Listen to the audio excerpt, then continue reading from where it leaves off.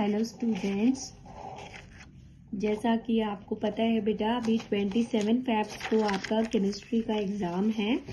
तो यहाँ हम आज डिस्कस करेंगे कि हमें किस यूनिट से क्या क्या टॉपिक जो हैं हमें कवर अप करने चाहिए अपने जो है पेपर के लिए, बेटर प्रिपरेशन के लिए।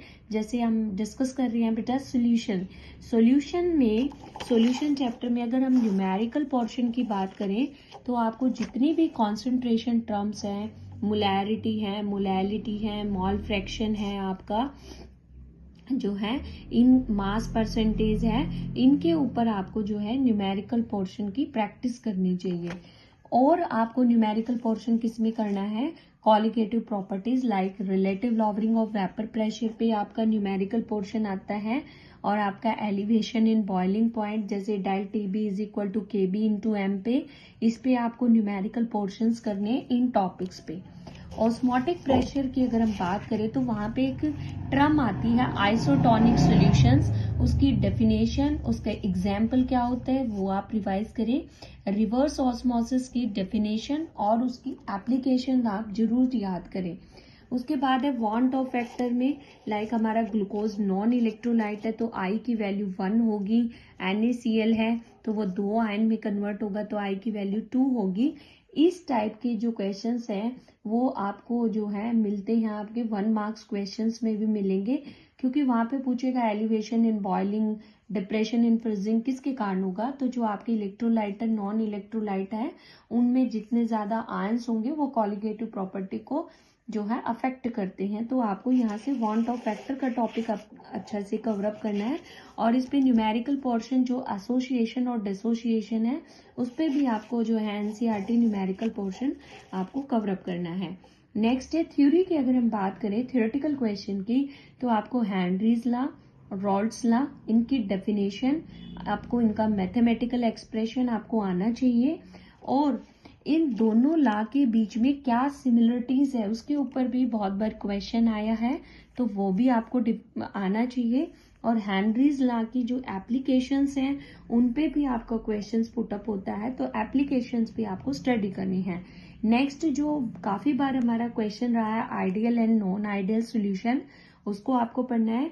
नॉन आइडियल में positive negative deviation with diagram आपको स्टडी करना है और विद एग्जाम्पल आपको करना है कि कौन से जो है मिक्सचर में पॉजिटिव है, कौन से में नेगेटिव है। नेक्स्ट आपको एजियोट्रॉप्स की डेफिनेशन आपको करनी है और इसके जो है एग्जाम्पल आपको करनी है, जैसे मैक्सिमम बॉइलिंग एजियोट्रॉप्स का एग्जाम्पल, मिनिमम बॉइलिंग एजियोट्रॉप्स का एग्जाम्पल। नेक्स्ट अगर हम बात करें बायोमोलिक्यूल यूनिट्स की, जिसमें आप कार्बोहाइड्रेट की डेफिनेशन पढ़ सकते हैं। मोनोसेक्राइड में आप ग्लूकोज को बहुत अच्छा डिटेल में पढ़ें, ग्लूकोज का स्ट्रक्चर क्या होता है, उसकी जितनी भी आपकी रिएक्शंस हैं उनको आप अच्छे से पढ़ें। ग्लूकोज की एनोमर्स कौन कौन सी होती हैं वो आप पढ़ें। उसके बाद है डायसेक्राइड्स में आप सुक्रोज को बहुत डिटेल में पढ़ें, सुक्रोज के अंदर ग्लाइकोसाइडिक लिंकेज कौन सी है, ग्लूकोज को इन्वर्ट शुगर के नाम से क्यों जाना जाता है, ग्लूकोज को नॉन रिड्यूसिंग एजेंट क्यों बोला जाता है, ये सारी बातें आप सुक्रोज की जो है डिटेल में पढ़े, क्योंकि सुक्रोज जो है वो लैक्टोज और माल्टोज से डिफरेंट है, इसलिए उसके आने के चांसेस ज्यादा है बेटा।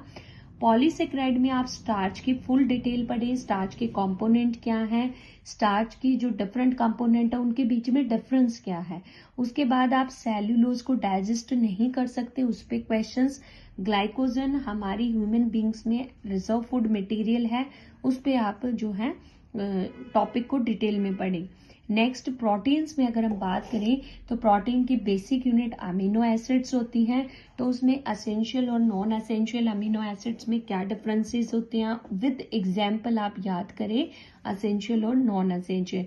उसके बाद अमीनो एसिड्स, जब बहुत ज्यादा अमीनो एसिड जुड़ती हैं तो वो पेप्टाइड लिंकेज बनाती हैं, और अमीनो एसिड्स का एम्फोटेरिक नेचर्स होता है, zwitter ion amino acid form करते हैं, तो उनकी प्रॉपर्टीज आप पढ़ें।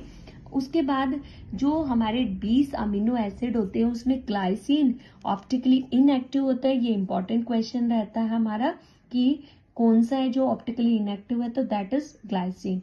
उसके बाद आप प्रोटीन में जो सेकेंडरी स्ट्रक्चर है प्रोटीन का, जिसमें हम alpha helix and beta pleated sheet structures के बारे में आपको डिटेल में पढ़ना है। ग्लोबुलर और फाइब्रस प्रोटीन के बीच में डिफरेंस आपको पढ़ना है विद एग्जाम्पल।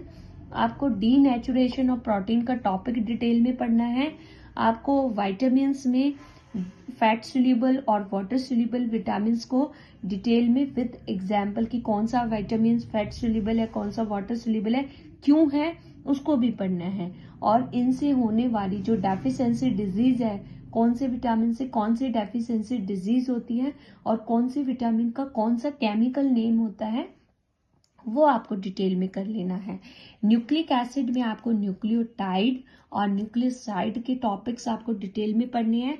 डीएनए आरएनए में डिफरेंस आपको पढ़ना है और डीएनए में कौन कौन से बेसिस होते हैं, प्यूरिन बेस कौन सा है, पिरामिडिन बेस कौन सा है, आरएनए में ऐसा कौन सा बेस है जो डीएनए में होता है आरएनए में नहीं होता, वो आपको पढ़ना है। और कौन से टाइप की हाइड्रोजन बॉन्डिंग जो है, किस बेस के साथ हाइड्रोजन बॉन्डिंग होती है, वो आपको डिटेल में स्ट्रक्चर डीएनए का पढ़ना है। तो ये हमने डिस्कस किए हैं सॉल्यूशन और बायोमोलिक्यूल के कुछ इंपॉर्टेंट टॉपिक्स, जिस पे आपको न्यूमेरिकल पोर्शन और आपका थ्योरेटिकल पोर्शन जो है अच्छे से आपको रिवाइज करना है अपने पेपर के लिए। और सभी को बेस्ट विशेस हैं आने वाले आपके केमिस्ट्री एग्जाम के लिए। Thank you.